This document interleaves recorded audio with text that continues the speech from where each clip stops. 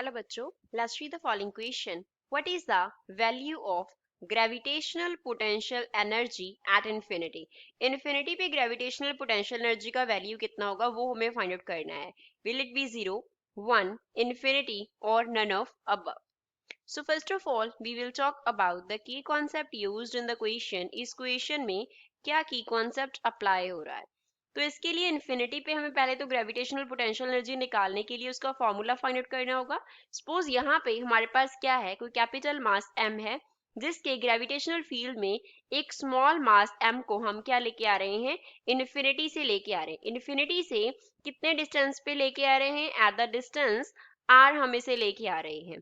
तो यहाँ तक इन्फिनिटी से r डिस्टेंस तक लेके आने के लिए हमें क्या करना पड़ेगा, वर्क डन करना पड़ेगा. वर्क डन करना पड़ेगा. तो जितना वर्क डन हम उसे करेंगे, work done in bringing mass m from infinity to r distance, infinity to r.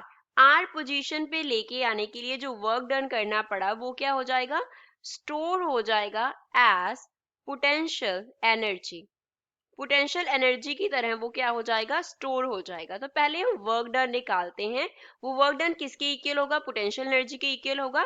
तो अब तब क्या करेंगे, उस पोटेंशियल एनर्जी के फॉर्मूला में हम जो डिस्टेंस होगा उसको इन्फिनिटी सेट कर देंगे, तब हम निकालेंगे ग्रेविटेशनल पोटेंशियल एनर्जी का वैल्यू. लेट अस सपोज कि m का क्या हो रहा है, स्मॉल डिस्प्लेसमेंट हो रहा है dx. तो dx डिस्प्लेसमेंट करवाने के लिए जो वर्क डन करना पड़ेगा वो कितना होगा, dw होगा. एंड वर्क डन क्या होता है, फोर्स इंटू डिस्टेंस के इक्वल होता है. F फोर्स एक्ट किया, dx क्या हो गया, डिस्टेंस हो गया. यहाँ पे हमने फॉर्मूला अप्लाई किया है दैट फोर्स इक्वल होता है किसके, वर्क इनटू डिस्टेंस के, वर्क इनटू डिस्टेंस के इक्वल होता है. तो यहाँ से हम क्या करेंगे, फोर्स का वैल्यू फिल कर देंगे. अब ग्रेविटेशनल पोटेंशियल एनर्जी की बात कर रहे हैं तो फोर्स का जो फील्ड होगा वो भी क्या होगा, ग्रेविटेशनल फील्ड की वजह से फोर्स होगी. तो वो हमारे पास क्या होगी, gmm upon x square into क्या आ गया, dx आ गया. अब f किसके इक्वल है, gmm अपॉन एक्स स्क्वायर के. x मीन्स कितने डिस्टेंस पे हम जो फोर्स है वो निकाल रहे हैं. तो इसमें जो g है वो क्या डिनोट करता है, it here denotes gravitational constant. Universal gravitational constant होता है कैपिटल G, जिसका वैल्यू हर जगह पे क्या रहता है, कांस्टेंट रहता है. तो अब फोर्स का वैल्यू हमने सब्स्टिट्यूट कर दिया. टोटल वर्क डन निकालने के लिए हम इंटीग्रेशन कर देंगे. तो दोनों साइड हम इसके जो हमारे पास इक्वेशन है उसके क्या कर देंगे, इंटीग्रेशन कर देंगे.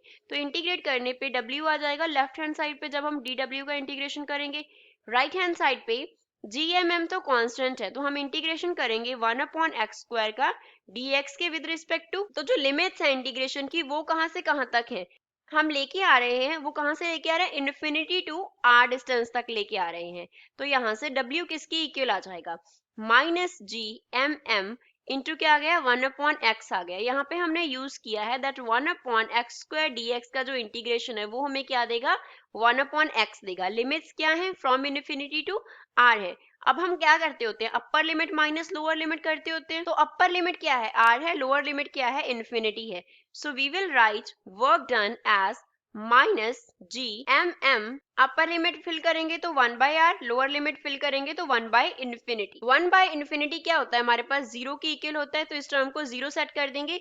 सो जो w है वो किसकी इक्वल आ जाएगा, माइनस gmm अपॉन r की इक्वल आ जाएगा. तो इतना वर्क डन जो है वो पोटेंशियल एनर्जी की तरह स्टोर होगा. तो w जो वर्क डन है, so we will write work done w will be equals to क्या होगा, potential energy. Potential energy u के इक्वल होगा. तो यहाँ से u का जो फॉर्मूला है वो हमारे पास क्या आ गया, माइनस gmm अपॉन r के इक्वल आ गया. अब हमें निकालना क्या है, पोटेंशियल एनर्जी एट इंफिनिटी निकालना है.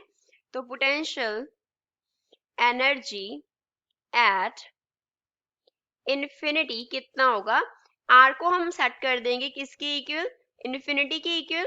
तो u का value at infinity will be equals to minus gmm upon में इंफिनिटी आ गया. अगेन 1 अपॉन इंफिनिटी क्या देगा, हमें जीरो देगा, which means potential energy at infinity किसके इक्वल होगा, जीरो के इक्वल होगा। So zero is the final answer for the given question. तो गिवन ऑप्शन में से ए इस क्वेश्चन का करेक्ट आंसर है।